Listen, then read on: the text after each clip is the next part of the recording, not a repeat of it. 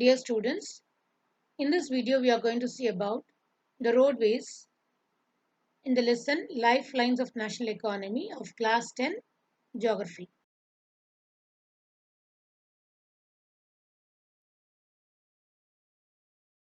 The first classification of transport is that of roadways. India has one of the largest road networks in the world, aggregating to about 2.3 million kilometers at present. In India, roadways have preceded railways. They still have an edge over railways in view of the ease with which they can be built and maintained.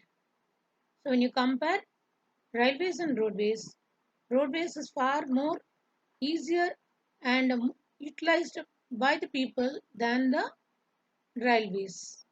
Now we will see about the growing importance of the road transport versus the rail transport is rooted with the following reasons. We are comparing the roadways and railways. The first one, the construction of roads. What will be the cost? When you compare the cost of constructing a road and a roadways are cheaper comparatively than the railways. Roads can traverse comparatively more in the dissected and undulating topography. So, roads can be constructed in plains, valleys, in the hilly slope areas. It can be constructed, but railway lines we cannot do so. It's very difficult to construct. Roads can negotiate higher gradients of slopes and as such can traverse mountains such as Himalayas. In the hilly areas, it's very easy to construct the roadways than the railways. Road transport is economical in transportation of few persons and relatively smaller amount of goods over short distance. So it's very easy for the people to travel by the roads and financially also if you see compare the tickets when you go by the bus and by the train, the tickets which you are buying for the bus will be little cheaper comparatively. Only we are talking, we are not telling it will be very cheaper or very costly. Roads also provide door to door service, thus the cost of loading and unloading is much lower. For example, if you are shifting your house from one area to the other area or one state to the other state in India, it's now easy to transport your goods via the roadways.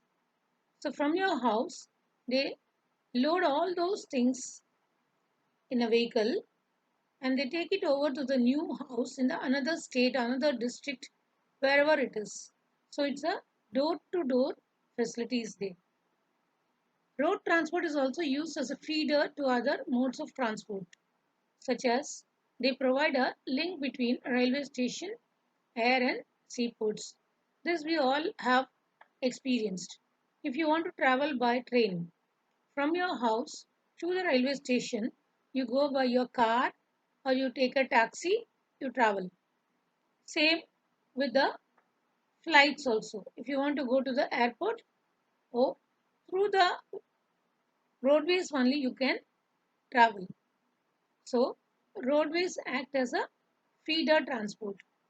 Now we will see the classifications of the roads. What is given here? You see that flow chart what is given. Classification of roads can be broadly into two types based on the capacity or the importance and based on the materials used. Based on the capacity or the significance or the importance, we classify the roads as golden quadrilateral, superhighways, national highways, state highways, district roads, other roads and border roads. And based on the materials used, they are subdivided into two as metalled or unmetalled. Unmetalled is also called as kacha, and metalled road is called as pakka road. Now, let us see about the Golden Quadrilateral. What is Golden Quadrilateral? The government has launched a major road development project linking the major metropolitan cities of India: Delhi, Kolkata, Chennai, Mumbai, and Delhi by 6-lane superhighways. The north-south corridors linking Srinagar, which is in Jammu and Kashmir, and Kanyakumari in Tamil Nadu, and the east-west corridor connecting Silchar, that is in Assam, and Porbandar in Gujarat are part of this project. So here you can see how they have a four-sided quadrilateral connection between Delhi, Kolkata, Chennai, Mumbai, and Delhi again, and two more important highways, that is from north to south and from east to west. The major objective of these superhighways is to reduce the time and distance between the mega cities of India. These highway projects are being implemented by the National Highway Authority of India. And here you can see the map which shows the golden quadrilateral with a pinkish color, and you can see the north-south corridor with a green color and east-west corridor with a blue color. Next, we shall see about the national highways. National highways link extreme parts of the country. These are the primary road system and are laid and maintained by the Central Public Works Department, that is the central government. A number of major national highways run in the north, south, and east west directions. The historical Sher-Shah Suri Marg is called NH1 from Delhi to Amritsar. NH7 is the longest and traverses 2,369 kilometers between Varanasi and Kanyakumari. NH8 is from Delhi to Mumbai. NH15 in Rajasthan. Throughout Rajasthan, it runs through. So these are the few important national highways. The next comes the state highways. State highways are the roads linking the state capital with the different district headquarters. Roads are constructed and maintained by the State Public Works Department, and it covers over a distance of 4 lakh kilometers. District roads are the roads which connect the district headquarters with other places of the district. These roads are maintained by the Zilla Parishad, and it covers around 6 lakhs kilometers. And here you can see the pictures of state highways and district roads. There is another type of road which is called as other roads. The rural roads which link rural areas and villages with the towns are classified under this category. These roads received special impetus under the Pradhan Mantri Gramin Sadak Yojana.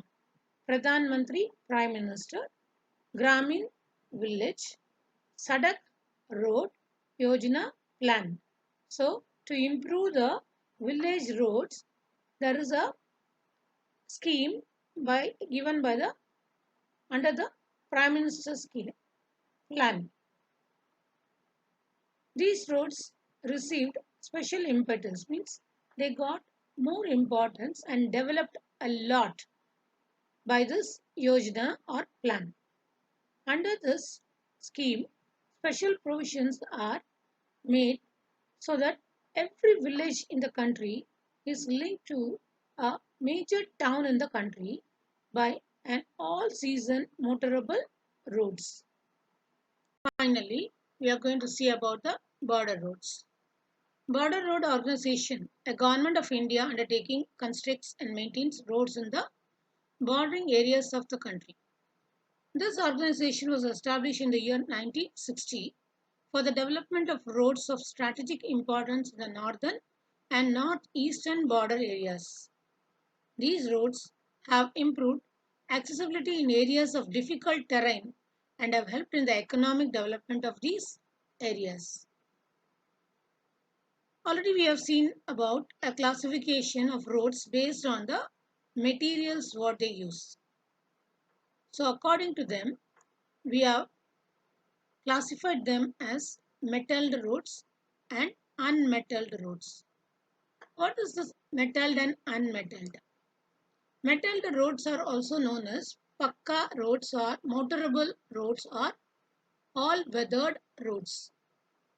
They are made of cement, concrete, or bitumen of coal, thus all weathered roads. Heavy vehicles can move over these roads. But on the contrary, unmetalled roads are also called as kacha roads or non-motorable roads. And if there is any rain, any downpour, those roads will not be accessible. It will not be in a perfect way to travel along these routes. They are made up of sand and bricks or stones. They go out of the use when there is a rainy season. Light vehicles only can move over these unmetalled roads. Let us learn about the term road density. The length of road per 100 square kilometer of an area is called as road density. The ratio of the total road network to the country's area depends upon this area and the length of the road. Distribution of road is not uniform throughout our country. It varies due to the physical features like plains, plateaus, valleys, mountains, desert, and also due to the population. Density of the road varies from one state to the other. For example, in Jammu and Kashmir, it is around 10 kilometers of road density, but in Kerala, it increases up to 375 kilometers, and with the national average of the road density is around 75 kilometers. And the data is what is given here. You can go through that with regard to the year and the road density of that particular state. So, road density is the length of road per 100 square kilometer is considered to be the road density. Finally, let us discuss about the problems faced by the roadways in India. Actually, road transportation in India faces a number of problems. Keeping in view the volume of traffic and passenger, the road network is inadequate. About half of the roads are unmetalled and this limits their usage during the rainy season. The roads are highly congested in cities and most of the bridges and culverts are old and narrow. And Indian roads lack the roadside amenities and they need to construct more number of bridges so that the traffic jam will be reduced to a large extent. So with this I conclude this video. Hope it's clear. Thank you.